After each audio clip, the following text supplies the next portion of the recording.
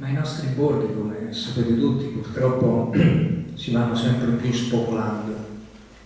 Se prima, 20 anni, 30 anni fa, andando per borghi si incontrava la gente, bambini che giocavano, correvano dietro una palla, facevano i giochi più strani.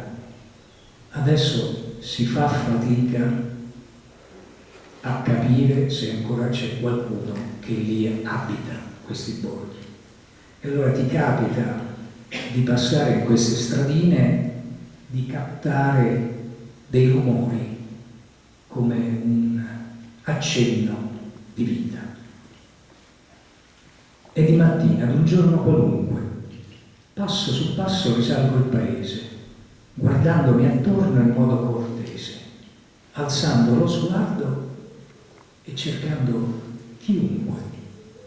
Non vedo nessuno, ma sento parlare, voci di donne portate dal vento, neni per bimbi, qualche lamento, parole che i vicoli fanno lievitare, rumori di scarpe che salgono su, di piatti posati nella credenza, di chiacchiere e ciance di gioventù.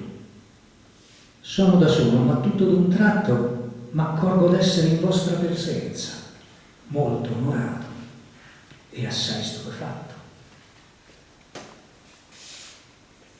Ma, come in tanti paesi, anche in questo mio borgo ideale, c'è quel signore, un po' avanti negli anni, che ogni tanto compare nelle stradine del paese.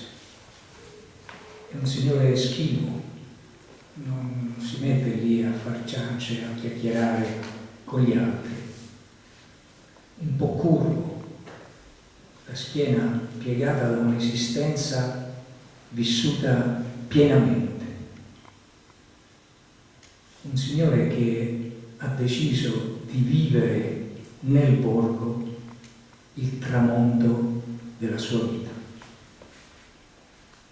Guerriero di tante battaglie, claudicante, sul campo si aggira. L'esistenza l'ha presa di mira e del declino gli porge avvisaglie.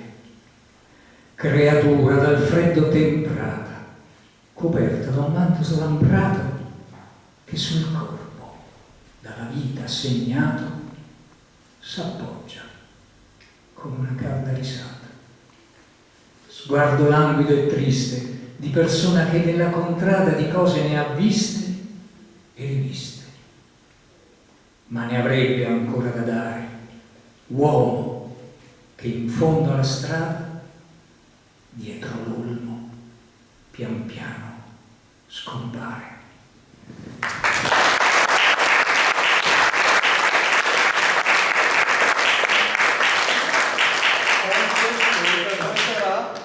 La famosissima romanza in Fa maggiore di Ludwig van Beethoven.